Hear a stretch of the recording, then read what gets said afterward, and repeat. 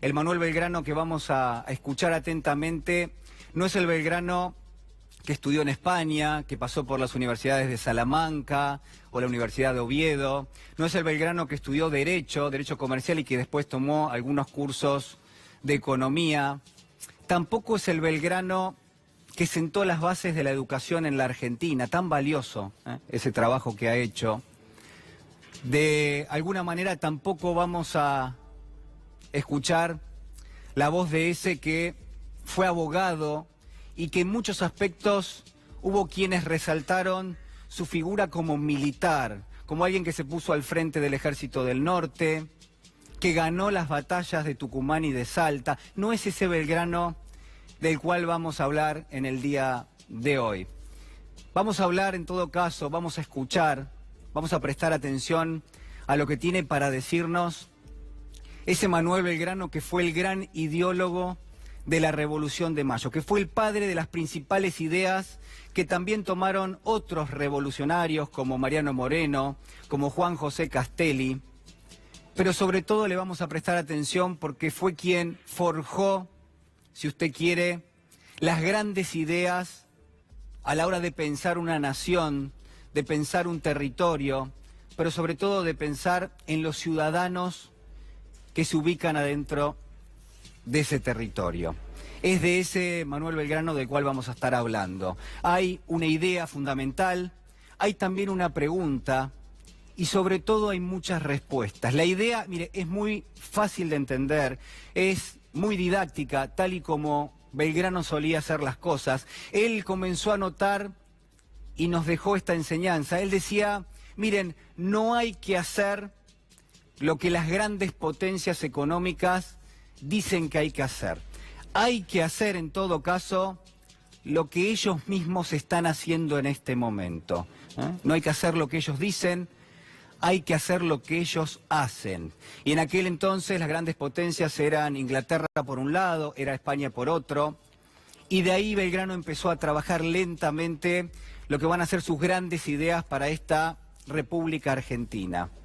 Pero además yo le decía que había una idea y que había una pregunta. La pregunta, sin ninguna duda, la pregunta que recorre prácticamente toda la obra de Manuel Belgrano es ¿cómo hacemos para forjar una nación que sea no solo independiente, sino también soberana? Belgrano creía que no solamente en términos militares había que lograr la independencia, que eso había que hacerlo sin ninguna duda, pero que además teníamos que tener el respaldo de una economía pujante y sumamente inclusiva. Le estoy hablando de la idea, le estoy hablando de la pregunta. Las respuestas están directamente en las obras que dejó escritas Manuel Belgrano y que en algún momento tendremos que preguntarnos por qué son tan poco conocidas, por qué son tan poco difundidas sus ideas de carácter económico y social, y si en cambio muchas veces se pretende resaltar al Belgrano abogado, al Belgrano patriota, si usted quiere, al general que condujo los ejércitos, que hizo la proeza militar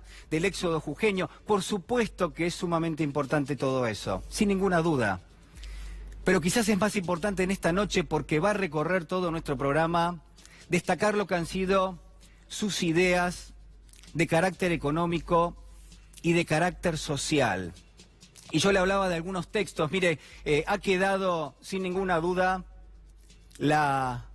yo diría, la letra de Manuel Belgrano en esas memorias del consulado. Un Belgrano muy joven que había ido a estudiar a España, es designado al frente del consulado en Buenos Aires, para la monarquía española, y es en ese consulado que debía forjar comercio. Buenos Aires era una ciudad pujante y se buscaba que se generase comercio con España, pero Manuel Belgrano se va a dar cuenta más temprano que tarde que aquí solo interesaba, dice él, forjar las bases para llevar a cabo contrabando, para consolidar los monopolios, la concentración de la riqueza y de las tierras. y para hacer piratería. Esto es lo que va a ver Belgrano en los años previos a la Revolución de Mayo. Además de estas memorias del consulado, quizás más relevantes son los artículos que publica en un diario de la época, en el Correo de Comercio. Ha pasado la Revolución de Mayo, son los meses finales de 1810 y ahí Belgrano sienta las bases económicas de lo que él considera que va a ser una gran nación. Faltan algunos años para lograr la independencia de la Argentina, de lo que va a ser en todo caso la Argentina en algún momento.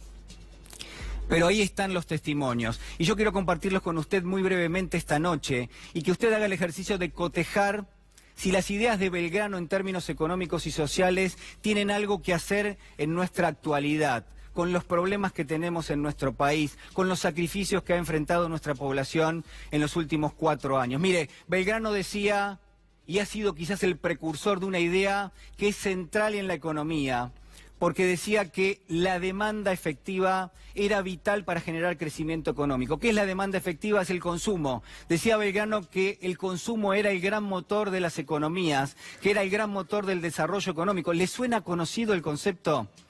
Prácticamente 100 años después lo va a dar a conocer John Maynard Keynes y va a ser utilizado en las grandes economías del mundo esa especie de receta, si usted quiere, que prácticamente Belgrano preanuncia. Pero además Belgrano hablaba de la industria. Decía, miren, con la agricultura y con el comercio solamente no alcanza, hay que generar manufacturas. Usted recuerde que la agricultura era la gran revolución del momento, mientras estaba llegando la revolución industrial. Van a pasar muchos años, por supuesto, pero ya Belgrano se daba cuenta que en las manufacturas, que en la industria un poco más pesada, si se me permite el término, que generase mayor puestos de trabajo, que ahí estaba el secreto. Decía, miren, con el comercio y con la agricultura no se conformen, hay que buscar algo más, porque establecía, creo yo, una lectura fundamental. Decía,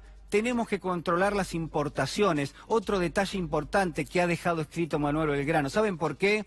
Porque decía que si un país tenía déficit, ese déficit muchas veces terminaba generando una suba de las tasas de interés. Claro, los recursos escaseaban, subían las tasas, eso implicaba menor crecimiento económico y él se dio cuenta rápidamente que eso no era negocio para esa nación que estaba emergiendo. Por otro lado, también decía Belgrano, y fíjense qué importante, él decía, miren, hablemos de materias primas, pero tratemos de importar las materias primas, no las exportemos, porque si exportamos materias primas, estamos exportando puestos de trabajo, porque va a ser el país de destino de esas materias primas el que va a tener que generar puestos de trabajo para trabajar el producto de esa importación.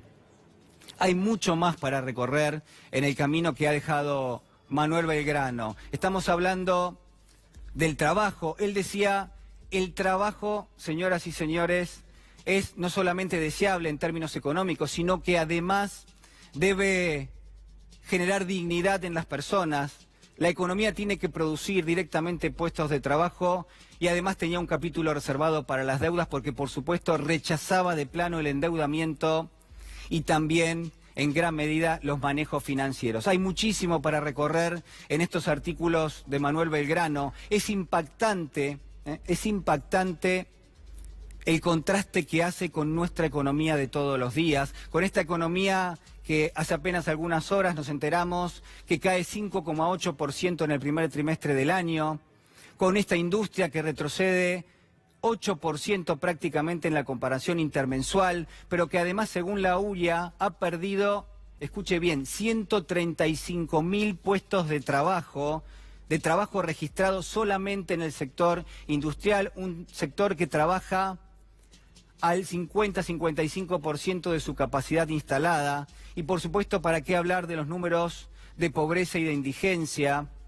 ¿Para qué le voy a hablar de los números de desempleo que están arrojando una precarización de los puestos de trabajo realmente alarmante? Es la Argentina que nunca imaginó Belgrano la que tenemos hoy. En un país que tiene mayores niveles de pobreza y de indigencia, en un país que es más desigual y que es menos inclusivo, tenemos la responsabilidad, le diría, de preservar el legado de Manuel Belgrano. No solo el legado en términos de la educación, no solo el legado en términos de su gran proeza militar, sino sobre todo en las ideas que Manuel Belgrano destinó para forjar esta nación. Son voces, son palabras, son ideas que atraviesan más de 200 años de historia para decirnos que el trabajo aún está para hacerse y que en todo caso la revolución, señoras y señores, que la revolución es un sueño que todavía continúa.